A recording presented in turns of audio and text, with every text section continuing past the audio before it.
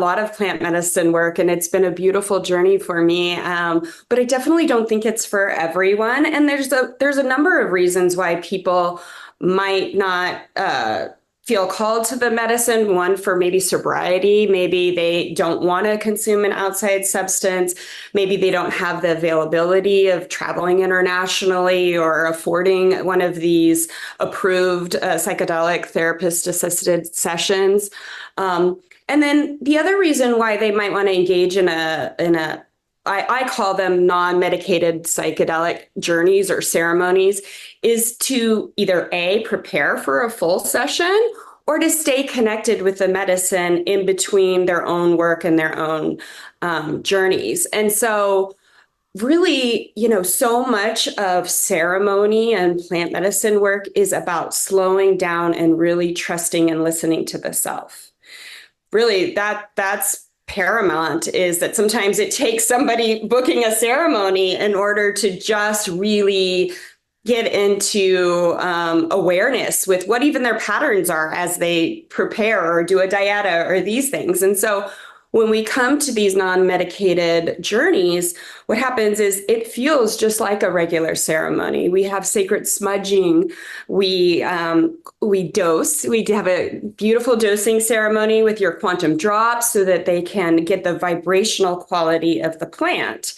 So that's really important. And then we do maybe an attunement. We might work with tuning forks or crystals or alchemy bowls, just to kind of relax their body and prepare them for what's going to come next. And a lot of times people aren't prepared for the intensity of a real medicine experience.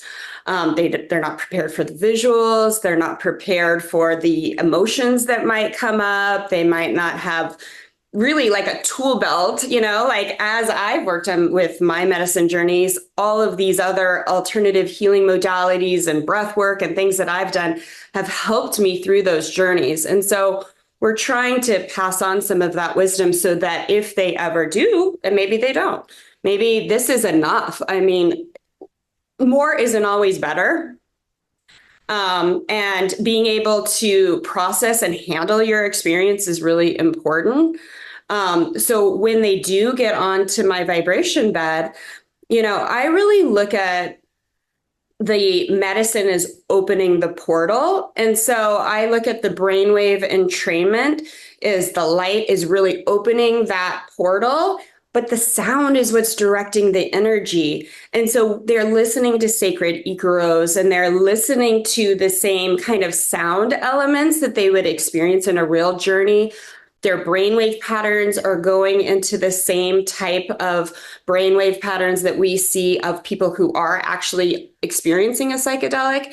And so it's the closest microdose simulation that they can experience for having a full ceremony without ingesting any kind of material, and obviously not having the physical purge and some of the worries that do come up with that. Now, one thing we haven't talked about is the pineal gland, but that is what's being stimulated by the light, and that's where we endogenously produce DMT. So they are getting a hit of DMT, which can produce colors and sacred geometry patterns.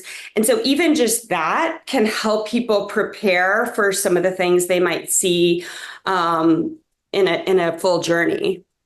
Mm-hmm. Mm-hmm.